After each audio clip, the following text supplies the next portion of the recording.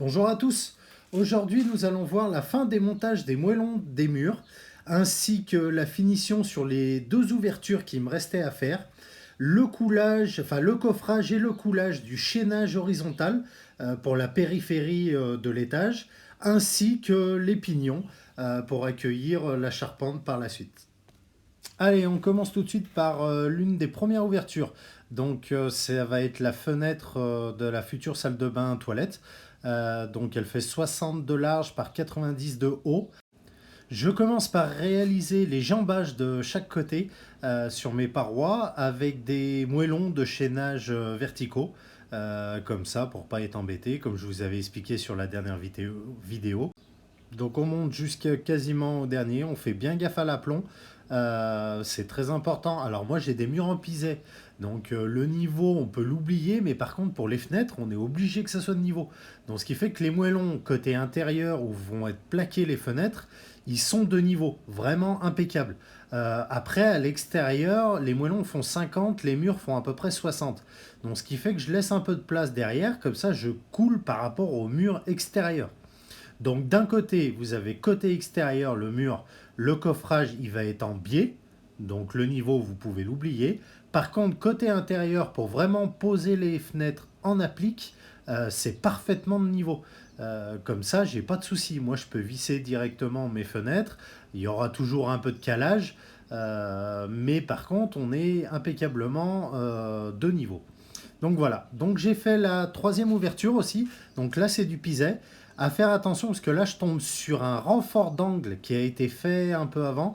Donc là je vais le prendre directement dans mon jambage. Donc je vais commencer à monter les moellons en bas. D'un côté je vais monter les moellons jusqu'en haut. Par contre de l'autre côté je vais m'arrêter et je vais carrément couler directement en béton. Comme ça, au moins, ça renforcera le tout. Et surtout, je fais une reprise en ferraille. Ça veut dire que le renfort là d'angle, je vais le percer à plusieurs endroits et je vais insérer des tiges filetées, enfin des tiges d'acier dedans, avec du scellement chimique pour vraiment que ça tienne. Et comme ça, je reprends le coulage et c'est coulé avec mes jambages. Donc voilà, donc la partie pose des moellons sont faits. Donc maintenant, coffrage.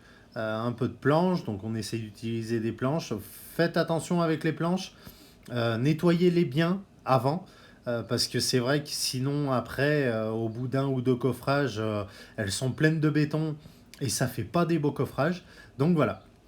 Malheureusement, la pluie s'est un peu invitée, ça m'a retardé un peu, mais entre deux rayons de soleil, on avance un peu. Donc voilà, au niveau des coffrages, là j'ai coulé à peu près, on est à 15 centimètres de béton en hauteur, sachant que je coule le linteau supérieur et les deux jambages en même temps. Comme ça me fait un U, encadrement, et ça bouge plus. Allez, le premier coulage va être fini là, et on va attaquer le coffrage du deuxième. Juste après, ah bah là il me manquait un peu de béton, voilà. Et voilà, le coffrage. Donc là, je suis passé forcément en grosse planche parce que là, j'ai besoin que ça tienne. Vraiment, surtout que ça bouge pas au moment du coulage. Donc voilà, je renforce le tout. Un joli petit coffrage. Et puis comme ça sera impeccable. Ça sera impeccable. Comme vous pouvez le voir, une bonne petite averse. Voilà, ça a bien tout mouillé. Donc faire attention hein, quand vous montez sur les échafaudages et que c'est mouillé. Parce que c'est très glissant.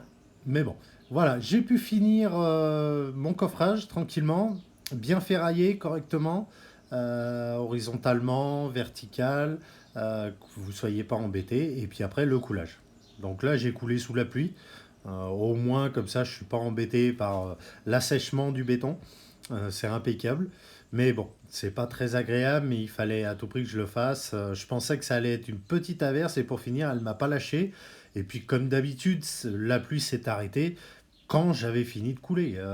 Ça se passe toujours comme ça. Et voilà, fin du coulage. Donc impeccable. Le lendemain, décoffrage.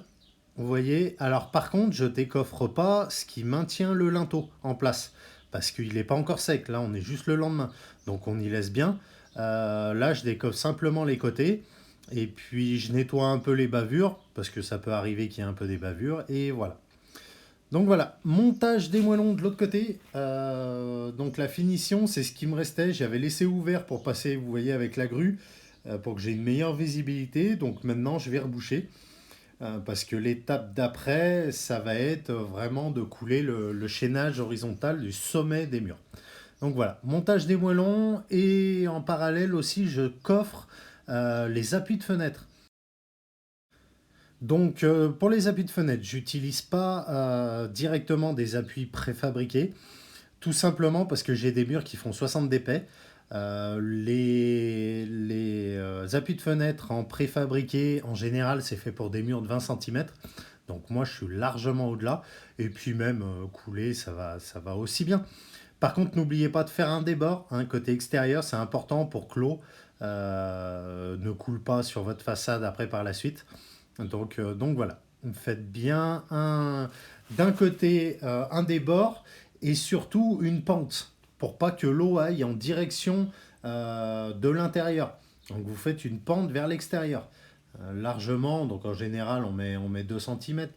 Mais comme les appuis de fenêtre préfabriqués, ils ont une pente, bah là on fait pareil, hein, on fait la même chose. Donc voilà. Après au sommet, vous voyez, je suis en train de redescendre un peu le mur parce que j'ai mon chaînage, donc le mur était un peu trop haut. Donc voilà. Et par contre, bien faire attention, là par la suite, j'ai laissé vous voyez, les ferrailles quand j'ai coulé mes fenêtres, mon encadrement de fenêtres, j'ai laissé dépasser de la ferraille, vous voyez, au sommet là. Et surtout, là, comme ça, j'y reprends avec mon chaînage horizontal du sommet du mur. Comme ça, voilà, ça se tient tout et c'est fini. Donc, je finis mon mur de l'autre côté. Bien sûr, le dernier rang, c'est des U pour le chaînage. Donc, de ce côté, c'est en U. De l'autre côté, côté fenêtre, ça sera directement du coffrage.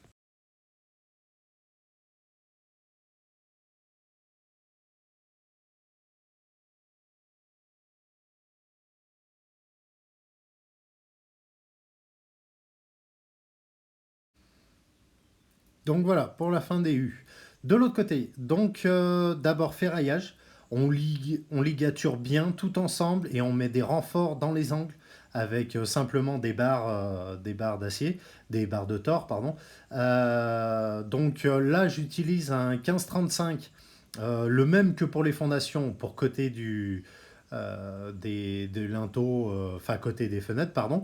Comme ça, je suis sûr. Et de l'autre côté, dans le U, j'utilise du triangulaire. Ainsi que dans les renforts verticaux qu'on a dans les angles. Enfin, à certains endroits. Là, dans l'angle qui est en face de nous, on n'en a pas parce que c'est un mur en pisé. Mais par contre, voilà, renforcez bien et surtout attachez tout ensemble. C'est très important. Donc maintenant, vous avez un peu ce qu'on appelle les queues de cochon pour attacher ou sinon simplement avec du fil de fer. Ce qu'il faut, c'est que quand vous bougez d'un côté la ferraille, ça se tienne de l'autre. Il faut vraiment qu'elle soit solidaire. Et après, coulage. Donc coulage, mélange béton normal, traditionnel, dosé à 350. Et puis voilà. Et puis voilà, donc quelques sauts plus tard, là il m'a fallu quelques mètres cubes quand même, enfin quelques litres, pardon. Donc voilà. Donc on coule bien tous ensemble. Avant, toujours, on humidifie l'intérieur. On humidifie l'intérieur des hues, on humidifie les planches, on humidifie le tout pour éviter l'évaporation trop rapide de l'eau. Donc voilà, vous pouvez voir là le coulage. Donc dans les U sur le côté gauche et sur le côté droit, des coffrets, voilà, le linteau en haut. Et maintenant, j'attaque les pignons.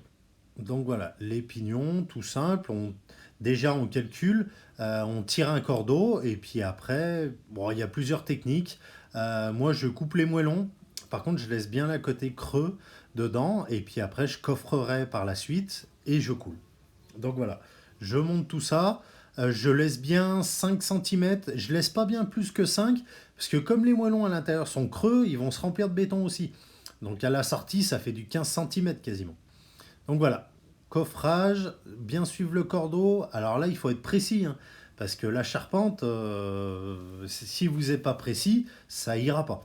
Donc on n'a pas le droit à l'erreur sur cette partie-là. Ou alors, on va vite le payer par la suite. Donc voilà, le premier pignon a été fini, donc voilà le deuxième.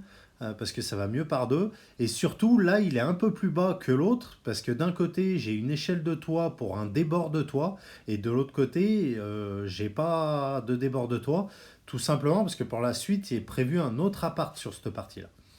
Donc, ce qui fait que le toit continuera. Mais ça sera par la suite, chaque chose en son temps.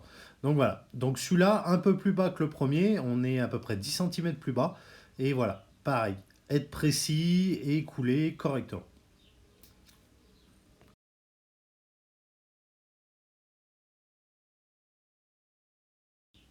Donc voilà pour la maçonnerie de l'étage. Voilà ce que ça donne une fois fini. Bon, je sais, il reste quelques bavures que j'ai oublié d'enlever au moment. Un bon coup de nettoyage partout, comme vous pouvez le voir. Et puis voilà. Bon, maintenant, il n'y a plus qu'à poser la charpente en fermette. Donc voilà. Allez, bah merci à tous d'avoir suivi cette vidéo. À très bientôt pour une prochaine vidéo. Et n'hésitez pas à vous abonner. Et surtout à laisser des commentaires. À bientôt!